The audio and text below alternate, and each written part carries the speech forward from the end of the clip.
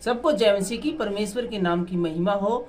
एक बार फिर से हम उपस्थित हैं एक नई भजन संहिता के साथ, और आज हम पढ़ेंगे भजन संहिता 53 सॉन्ग 53, मनुष्य की मूर्खता और दुष्टता। तो आइए शुरू करते हैं भजन संहिता 53। मूढ़ ने अपने मन में कहा, कोई परमेश्वर है ही नहीं। तो यहाँ पर लिखा है, मूढ़ ने अपने मन में कहा, कोई परमेश्वर है ही नहीं। अर्थात कोई ऐसा व्यक्ति इस दुनिया में है जो कि कहता है कि परमेश्वर है ही नहीं, समझो वो मूढ़ है। मूढ़ मतलब मूर्ख है, उसको थोड़ा सा भी ज्ञान नहीं है, बेसिक जो जानकारी होनी चाहिए इस जीवन में, इस संसार में रहते हुए, उसको वो भी नहीं है। वे बिगड़ गए, उन्होंने कुटिलता के घिनौने काम किए हैं, कोई सुकर्मी नहीं। ऐसे व्यक्ति जो ये तक स्वीकार करने के लिए तैयार नहीं कि इस जहान में परमेश्वर भी है, वो समझो पूरी तरह से बिगड़ गए हैं और हमेशा घिनौने काम करते हैं, और एक भी अच्छा मनुष्य नहीं।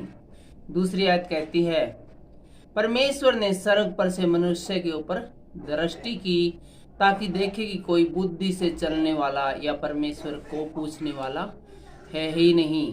परमेश्वर ने जब स्वर्ग से अपनी दृष्टि, अपनी आंख उठाकर देखा, नूह के जमाने में आपको याद होगा कि परमेश्वर ने जब देखा कि पूरी धरती बिगड़ गई, नूह के अलावा और एक भी व्यक्ति सुकर्मी नहीं है, धर्मी नहीं है।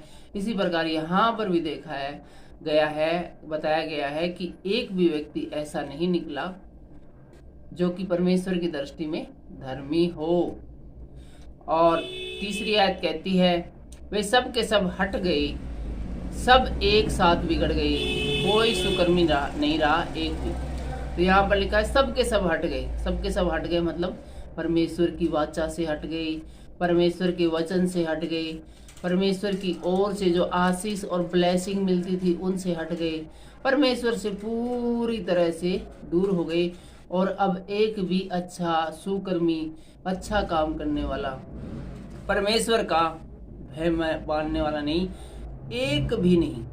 चौथी आयत बताती है, क्या उन सब अनर्थकारियों को कुछ भी ज्ञान नहीं जो मेरे लोगों को ऐसे खाते हैं जैसे रोटी और परमेश्वर का नाम नहीं लेते हैं। वहाँ उन पर भय छा गया जहाँ भय का कोई कारण न था। हम देखते हैं कि छोटी छोटी बातों पर हम डर जाते हैं, घबरा जाते हैं, कांपने लगते हैं, सोचेंगे अब क्या होगा, ओहो मेरी तो जिंदगी बर्बाद हो गई, अब तो मेरे जीने का कोई कारण नहीं है। छोटी छोटी बातों से हम घबरा जाते हैं। इसका कारण क्या है? 5वीं आयत दोबारा पढ़ेंगे। वहाँ उन पर भय छा गया जहाँ भय का कोई कारण न था। डरने की कोई बात नहीं थी, डरने का कोई कारण नहीं था, लेकिन हम सब डर जाते हैं। क्यों डर जाते हैं? क्योंकि यहोवा ने उनकी हड्डियों को जो तेरे विरुद्ध छावनी डाले पड़े थे तितर बितर कर दिया, तूने तो उन्हें लज्जित कर दिया, इसलिए कि परमेश्वर ने उनको निकम्मा ठहराया था।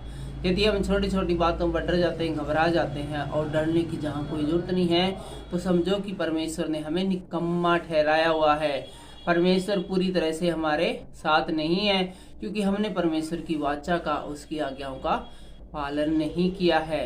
इसलिए आज अपने आप को जांचिए, परखिए कि आप जो इस सांसारिक जीवन में रहते हुए, शारीरिक जीवन में रहते हुए जो प्रॉब्लम्स आती रहती है पूरा दिन, प्रॉब्लम का नाम ही जिंदगी है, और आप यदि घबरा जाते हैं तो समझो परमेश्वर पूरी तरह से आपके साथ नहीं, आप परमेश्वर के साथ पूरी तरह से नहीं है।